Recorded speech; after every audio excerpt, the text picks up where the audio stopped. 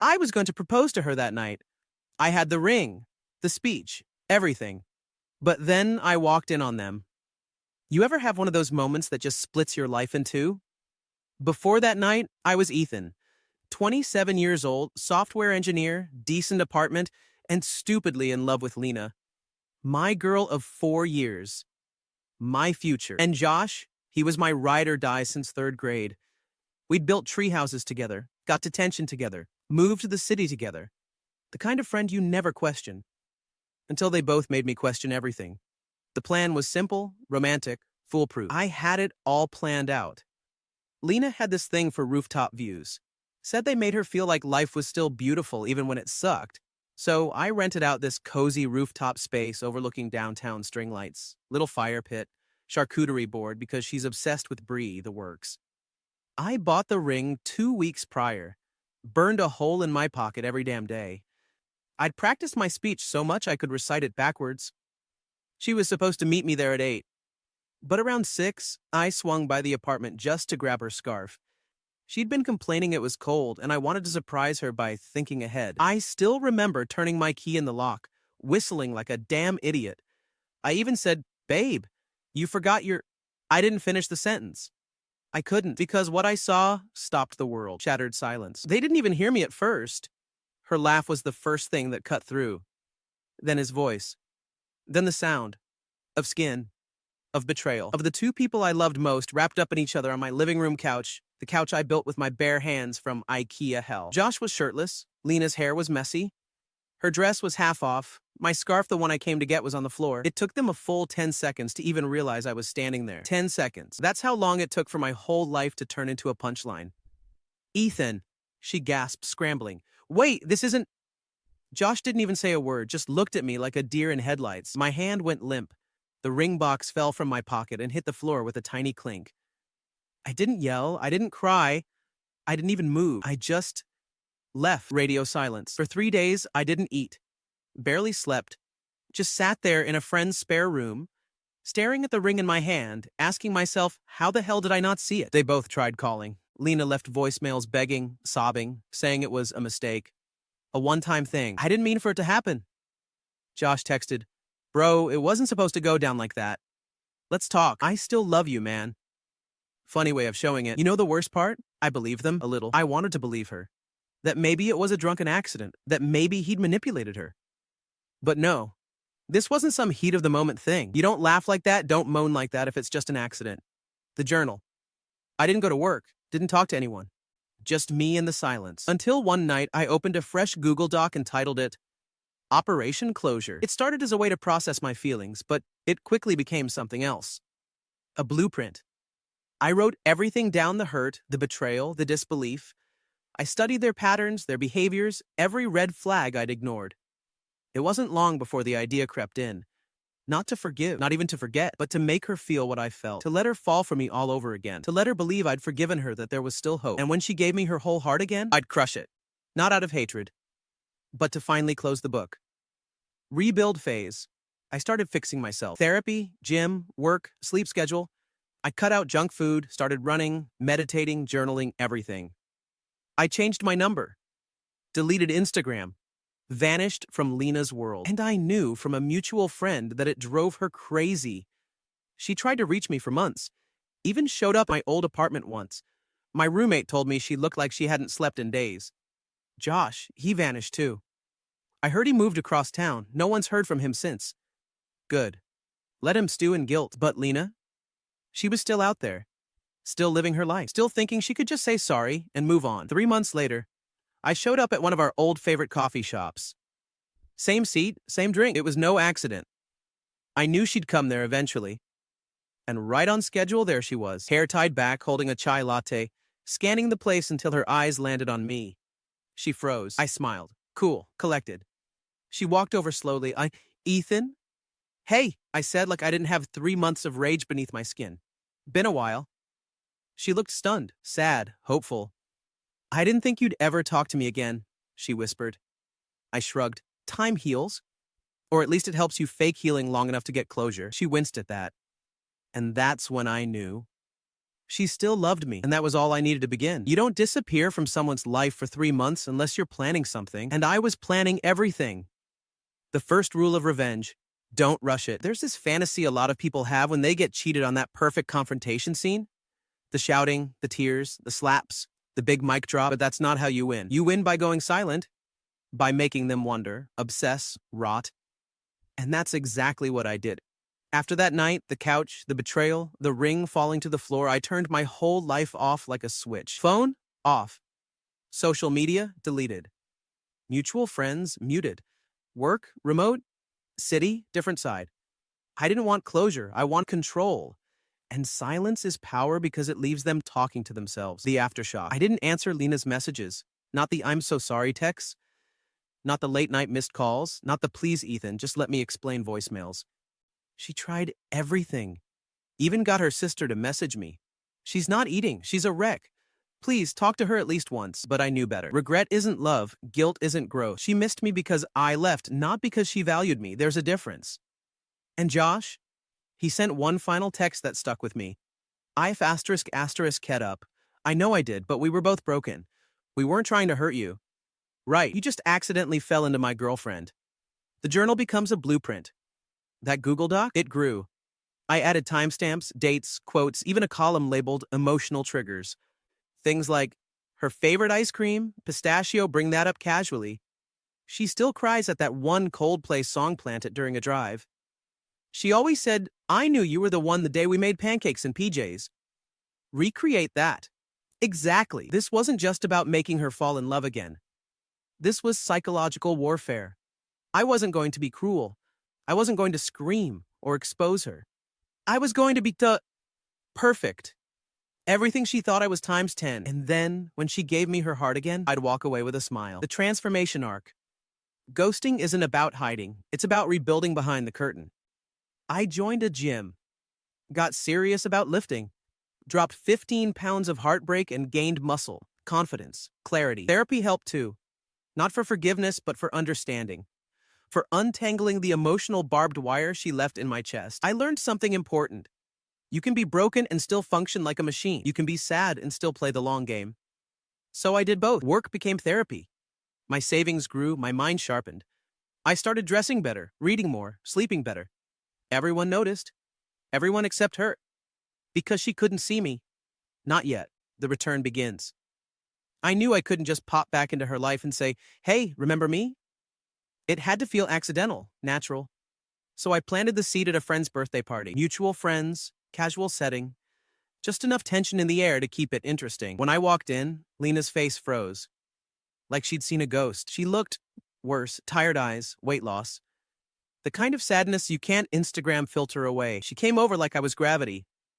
Ethan, you look different. I smiled, calm, friendly. Yeah, time changes things. I didn't think you'd ever talk to me again. I sipped my drink. Maybe I needed to not talk. To figure out how I actually felt. She bit her lip, looked down. I never meant to hurt you. I looked her dead in the eye. I know. Act 1, kindness. For the next few weeks, I played the long game. We bumped into each other by accident more often. I started replying to texts, casually, briefly. Never too much, never too little. When she apologized, I said things like, it's complicated, but I'm working through it. I don't hate you. I just needed space. People mess up. Doesn't mean they're monsters. That's all it took. Lena clung to the hope I was forgiving her, like it was air. She asked to meet for coffee. I agreed, but not the old shop. A new place. My turf now. She asked if I was seeing someone. I smiled and said, not really looking. That night she texted, you're not who you were, in a good way. I didn't reply. Let her stew. The dream slips back in. 3 months without me did something to her. She realized the gravity of what she lost. The guy who used to bring her soup when she was sick. Who remembered her Starbucks order before she did. Who listened. Who gave a damn. And now that guy was colder, sharper, hotter, and he was slipping away. That's the most dangerous kind of man to a guilty woman. The one who forgives you with a smile and keeps walking. That was all I needed. It came on a Thursday night. I was home. Chill, not texting her. My phone lit up. So, Lena, I miss you. I know I don't deserve to say that, but I do. I miss who we were. I miss you. I waited. 2 hours. Then replied, me. Maybe we should talk. For real this time. I picked the place intentionally. Not the shop we used to go to, too obvious. I chose a quiet cafe on the east side. Fewer people, more privacy, no mutual friends around to watch. I sat by the window with a black coffee and waited. When Lena walked in, she looked nervous. Lip bitten raw. Hair in that messy bun I used to love. She still wore that oversized denim jacket I bought her. Our eyes met. She gave a small wave, almost shy, like she wasn't the one who shattered me. "Hey," she said softly, sliding into the seat across from me. "Yeah, hey." Silence. And then just like that, she started crying. Not loud, not dramatic, just silent tears running down her cheeks. "I'm so sorry, Ethan," she whispered. "You didn't deserve what I did. Not even close." Let her bleed. I let her talk. I didn't interrupt, didn't correct her, didn't comfort her. Just let her bleed out. She told me how guilty she felt. How she didn't even know why she did it. How it was stupid. A moment of weakness. She said she didn't love Josh, not like she loved me. "I was numb, Ethan. You were always so good, so solid. And I think I was just trying to destroy something, because I didn't feel like I deserved it." I nodded like I understood. But inside, I was screaming. "Then why didn't you just talk to me? Why didn't you leave instead of gutting me alive?" But this wasn't the time for that. This was the hook phase, so I said what she needed to hear. People mess up. Planting the seeds. Over the next few weeks, we started meeting for coffee, then walks, then lunches. Always my idea to leave early, always her idea to see me again. I kept it light, calm, vulnerable, but controlled. I'd tell stories about how I was working on myself, how I'd learned from the heartbreak, how I didn't want to live in anger. She soaked up every word like it was salvation. "I still love you," she said one evening on a walk. I pretended not to hear it. She said it again later, more direct. "I don't know if it's too late, but I've never stopped loving you." I turned to her, pretending to think deeply. "I'm not sure what I want yet," I said, "but I don't hate you." That look on her face, that flicker of hope, that's when I knew she was all in again. Emotional breadcrumbs. I started giving her breadcrumbs. A hand on her shoulder. A laugh at an old inside joke. Mentioning the trip we once took to the mountains, casually saying, "We should go again sometime." I never kissed her. Never touched her beyond what a friend could get away with. It drove her crazy. She texted more, called more, sent, "Remember this?" photos. Started dressing up when we met. One night she sent me a song we used to slow dance to. This came on and I just started crying. "It still feels like ours," I replied with a single heart emoji. Let her interpret it. Let her hope. The Josh bomb. Then one night she brought him up. "I haven't seen Josh since it happened," she said. "I don't really care about Josh," I said flatly. "Neither do I." I waited. Let her fill the silence. She did. "I thought about reaching out to you 100 times. But I didn't know how to live with what I did. I still don't." I met her eyes. "What are you trying to say?" "I want to start over, if you'll let me." "Don't give her what she wants yet." I leaned back in my chair and looked out the window. "You really hurt me, Lena, not just by cheating, but because it was him." She nodded, tears forming again. "I know. I think about that every night." I looked back at her. "I'm not saying yes, I'm not saying no, but I'm open to seeing where this goes." She exhaled like she'd been underwater for months. Even just that means everything. And just like that, she was mine again. Not officially. Not romantically. Not with a title, but emotionally. She was locked in. She'd dream about me again. Wait on my replies. Overthink my emojis. Rewatch our old photos. Pick out outfits before meeting me. Wonder what I was thinking every time I paused too long. And every second of her day now revolved around me. Not because I manipulated her, but because I gave her the illusion of a second chance. And she wanted it more than anything. This time, she chased me. And I let her think she was winning the shift. The first time Lena fell in love with me, I chased her. This time, she was sprinting toward me like I was the only solid ground left in her world. And the best part, she didn't even realize I was guiding her every step. Subtle compliments, accidental touch, a playlist I happened to send. Small things, things that felt natural, unrehearsed. But they were all planned. Everything was in my journal. This wasn't flirting. This was construction. I was rebuilding the emotional palace she once burned down brick by brick and letting her believe she owned the land. Moments that melted her. I invited her to help cook one night. Same apartment, new kitchen. She hesitated at the door like it was haunted. "It feels weird being back," she whispered. "Don't think of it like that," I said, smiling. New memories. We made tacos. She spilled the sour cream. I laughed. It felt natural. That was the trap. Midway through the night, she said, "It feels like nothing ever happened." I looked at her softly and said, That's dangerous to say. She froze, then whispered, but it's true, isn't it? I didn't answer. I let the silence say it might be. That night, she lingered by the door longer than usual. I knew she wanted a kiss. I didn't give her one. Let the absence do the work. Let her crave you. They say love is about presence. But obsession? That grows in absence. I texted just enough to keep the flame alive, but never enough to satisfy her. I waited hours to respond. I'd open her messages, but not reply. I'd compliment her one day and then go quiet the next. Unpredictability is emotional crack. She started overcompensating, sending me old photos, random compliments, memes at 2 a.m. that said, "This made me think of you." I'd send back a or haha, I remember that. That's it. Let her chase. Let her drown in it. Recreating the past. I recreated our old Sunday ritual: pancakes, pajamas, and records playing in the background. She showed up in the same pink hoodie she used to wear. Hair messy, no makeup. Feels like a glitch in the timeline, she whispered. I handed her the whisk. Go ahead, it's tradition. We cooked, we laughed. We danced in the kitchen to the same stupid 70s track she once hated but grew to love. She looked at me like I was everything she lost. And for half a second, I almost felt it again too. Almost. But then I remembered the couch.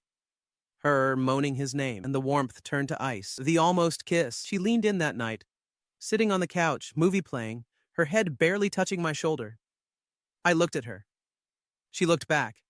The kind of look that leads to something. Her lips parted. I tilted my head just slightly, then stood up. Sorry, I said, it's getting late. She blinked, like I just slapped her without touching her. Oh, yeah, of course. She gathered her things in awkward silence. At the door, she turned back and said, I feel like I'm falling in love with you all over again. I smiled. That's a dangerous thing to say. And I closed the door behind her. She's all in. The next week was full tilt. She texted me every day. Just thinking about you. You looked really good yesterday. I miss your voice. I replied only sometimes. When I did, it was brief, flirty, uncertain. I let her carry the conversations. I made her guess my tone, my intentions, my heart. She spiraled in the most perfect, predictable way. And finally, on a rainy Friday night, she broke. The confession. I know you're holding back, she said as we sat in my car after dinner. I can feel it, and I don't blame you. But I need to say this. I looked at her silent. She took a breath. I love you. I know I said it before, but this time I mean it. I love you more than I ever did before, and I want to make it right. I didn't respond right away. I let the storm outside fill the space between us. Then, after a pause, I believe you. Her eyes lit up. You do? I nodded, looked her right in the eye. I do, but I want to take it slow. She smiled through tears. Slow is okay. I just want us. You win when they think they did. Lena thought we were rebuilding. She thought this was the start of forever again. What she didn't know, I'd already marked the end date in my journal. She thought she got me back. But she didn't know I never really came back. The official restart. It happened on a quiet Sunday morning. Sunlight through the blinds, coffee on the stove, her head on my shoulder. She looked up and said softly, Can we stop pretending we're just taking it slow? We both know what this is. I sipped my coffee, let the moment stretch. Then I said the words she'd been dying to hear. Okay, let's give this a real shot. Her eyes welled up. Her hands trembled. She kissed me like someone kissing the edge of redemption. In that moment, she wasn't the girl who cheated. She was the girl who thought she fixed everything. But she didn't know the version of me sitting in front of her was just a mirror reflecting exactly what she wanted to see. The dream phase. For the next month, it was a rom-com. Surprise flowers at her desk. Rooftop wine nights. A weekend trip to the cabin we once said we'd grow old in. I let her believe she was my home again. I listened when she cried about her guilt. I held her when she told me she still hated herself for what she did. I whispered, We all make mistakes, even though I didn't believe it. She started talking about the future again. Our apartment, our wedding, our kids. Every time she said our, I'd smile and silently add to my checklist. The circle is complete. One night she found the old ring box. It was in the drawer, back where I knew she'd look eventually. She opened it slowly like it was sacred. The ring was still there, untouched. Is this the one? She asked, eyes already glossing over. I didn't look at her. I never got to use it. She took a shaky breath. Why didn't you throw it away? I turned to her, smiled just enough. Because part of me was hoping you'd come back. She threw her arms around me, held me so tight it almost hurt. I'm here. I'm never leaving again. Perfect. Everyone believes the lie. Our friends, they were stunned. Some were supportive, some skeptical. But Lena made it her mission to prove she was all in. She stopped going out. deleted old flings from social media, changed her number. She even blocked Josh on every platform and showed me the screen. This is real. I'm yours, Ethan. I played the part. Met her parents again. Let her cry on my shoulder when her mom said, "You're lucky he took you back." Every scene, every little romantic callback, I recreated like it was a Netflix reboot. But with one major difference. The first time, I meant it. This time, I was acting. The proposal that was never about love. I took her back to the rooftop, the same one. I told her I just wanted to revisit it. She gasped when she saw it lit up against string lights, same song playing, wine, her favorite chocolate-covered strawberries. "Ethan?" she whispered. I pulled the ring out of my coat pocket and dropped to one knee. Her hand flew to her mouth. Tears immediately spilled from her eyes. And with the fakest sincerity I've ever summoned, I asked, "Will you marry me?" She didn't even say yes. She just nodded and collapsed into my arms, sobbing. And the whole time she cried, "Bah." I didn't feel a thing. The perfect lie. She told everyone. Our friends, her coworkers, her Instagram. Everyone saw the photo of her crying with the caption, "He forgave me, he chose me, he still believes in us." The likes poured in. The congratulations. The admiration. People love a good redemption story, but what they don't know is that this one wasn't written for her redemption. It was written for my closure. Final touches. As the wedding plans began, I started writing my speech. But it wasn't a vow. It was a confession. A eulogy for a version of me she killed. Every detail, every step, every manipulation, documented, because on the night of our engagement party, she wouldn't be getting a diamond. She'd be getting the truth. She didn't know the whole party was for her. Not to celebrate her. To expose her. The setup. The engagement party was her idea. Of course it was. Big rooftop venue, fairy lights, champagne towers, friends, family, a little live music. A photographer to capture the magic. Lena wanted the world to know we'd made it, that we were the couple who survived the storm. The love story that beat the odds. She wanted speeches, laughter, tears. She was going to get all three. Just not in the way she expected. The calm before the ruin. I wore the same suit I had planned to propose in over a year ago. Funny how clothes hold memory. I stood by the bar, glass of bourbon in hand, watching the people dance, laugh, toast to a love that didn't exist anymore. I saw her across the room glowing. The happiest I'd seen her. That made it better, because the higher she floated, the harder she'd fall. At 9:45 p.m., I stepped up to the mic. Lena saw me and clapped. Everyone quieted. "Speech, speech," someone shouted. She gave me this proud, almost tearful smile. She didn't know I had spent months writing this moment. The speech. "Thank you all for being here," I began. "Really, it means the world to us, especially to Lena." She laughed lightly, confused by my wording. I smiled. "This is a celebration of love, of second chances, of redemption." People nodded. "And I'd like to tell you all a story. Our story." Lena looked confused now, but still smiling. I took a breath and began. "A year ago, I bought a ring. I was going to propose to Lena. I had a whole rooftop planned out this very night 1 year ago. But when I went back to our apartment to grab her scarf, I walked in on her sleeping with my best friend. The crowd gasped. Dead silence. "Yeah, Josh, my childhood best friend. That ring stayed in my drawer, that scarf still on the floor. I didn't scream. I didn't fight. I just disappeared.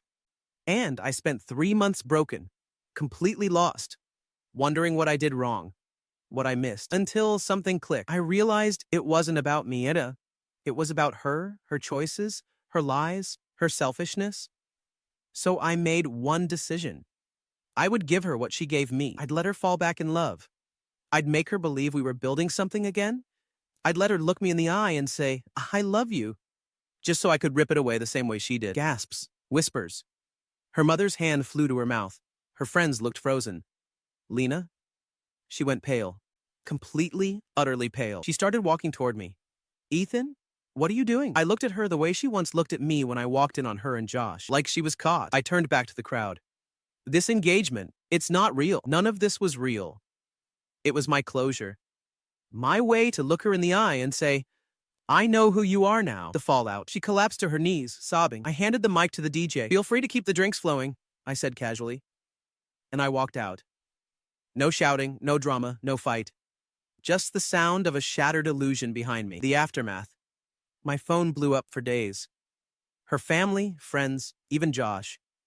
He texted, "You didn't have to go that far." I replied, "Neither did you, but you still did." Lena wrote long emails, sent voicemails. She didn't even try to defend herself, just begged for a second chance. Again. but I didn't answer because I finally felt something I hadn't in over a year. Peace. The final entry. I opened the Google Doc Operation Closure and wrote my final entry. It's done, yes, she knows now. Not just what she lost, but why. I didn't need revenge. I just needed to remind her. I was never the weak one. I was the one who survived. I got my revenge, but what I really needed was freedom. The silence that followed. After the engagement party disaster, after I dropped the truth like a grenade and walked away, the world got quiet. No more good morning texts. No more fake laughter. No more pretending I was okay when I wasn't. Lena stopped trying after a week. Her final message was short. I guess you really meant it. I hope one day you find peace. I'm sorry for everything. I never replied. Because I had nothing left to say. The weight I didn't expect. You'd think it would feel like victory. That I'd pop champagne, sleep like a king, smile at the thought of her crying on the floor. But the night after the party, I couldn't sleep at all. Not because I missed her, but because I finally realized something. Revenge doesn't fix the hole. It just fills it with fire for a while, and eventually fire burns out. And you're left with ash, facing myself. So I did something I hadn't done since before she cheated. I started focusing on myself, but not as a distraction. As a decision. Therapy sessions turned into conversations, not just venting. I started painting again, something I hadn't touched since college. I picked up books that didn't revolve around betrayal or healing. I traveled alone. No plans. Just my camera and a carry-on. In a little coastal town, I met strangers who didn't know my name or my story. And for the first time in years, that felt good. Because I wasn't the guy whose fiancé cheated. I was just me. The realization.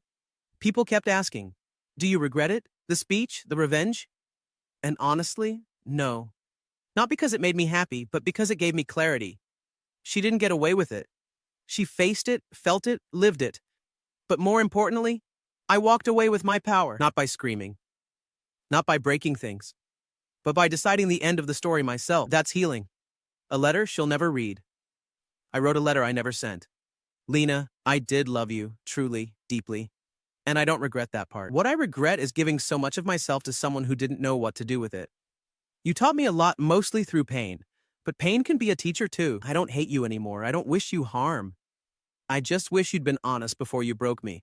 But it's okay now, because I'm whole again, and I didn't need you to get there. Goodbye. Ethan. The last entry in the journal.